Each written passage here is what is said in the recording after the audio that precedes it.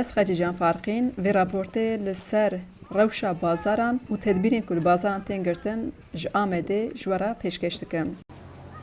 Li Tirkiye hejmara mirovên ku bi nexweşiya COVID-19 mirin di nav 25 rojan de bû 725.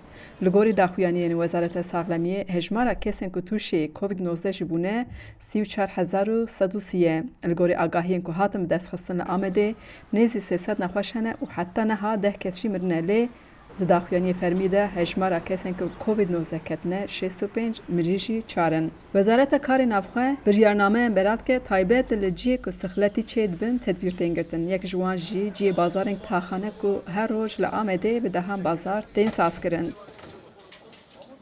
Karmendên şaredariyê çûn hatina bazaran kontrol dikin, ji birî dezgehên ku sebze û fêkiyan difroşin hemî dezgehên din hatin rakirin. Her wiha li ber bazara li germa laşê mirovan dinêrin û alavên parastinê belav dikin, kesên ku tên bazarê destên xwe dezenfekte dikin.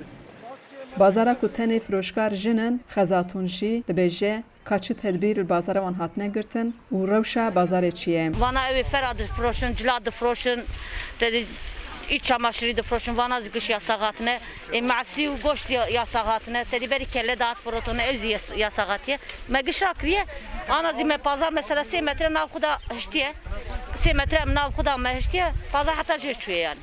Ew dibêje jinê ku dezgehê wan rakirine gazindan dikin û dibêjin nikarin debara xwe bikin. Wala tişkî nakin, wala giş ji min re telefon dikin dibe em biçînin em çawa bikin, destê me de tişkîtine, ka destê me de tişkîtine. Çûm zabta müdürlüğü min got ki em alîkarî wan bikin, dibe ana le bi sepazdekî bisekine em herin valîlixê. Resmî yazî ji me re şiyandiye wana yasağin dibe gerek hûn nafroşin.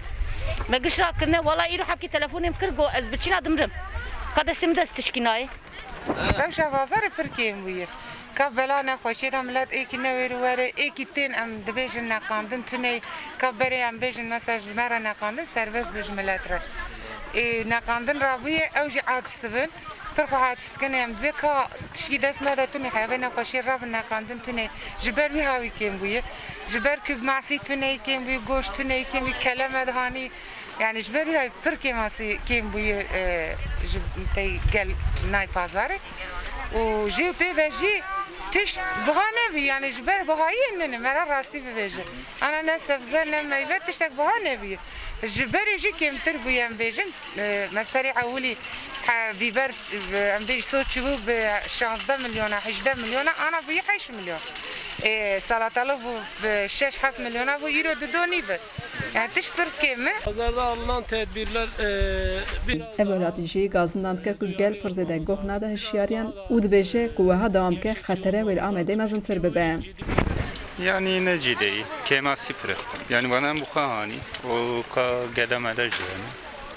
Böyle kemasi yaman pire. Xecican farqîn, dengê Amerîka, Amed.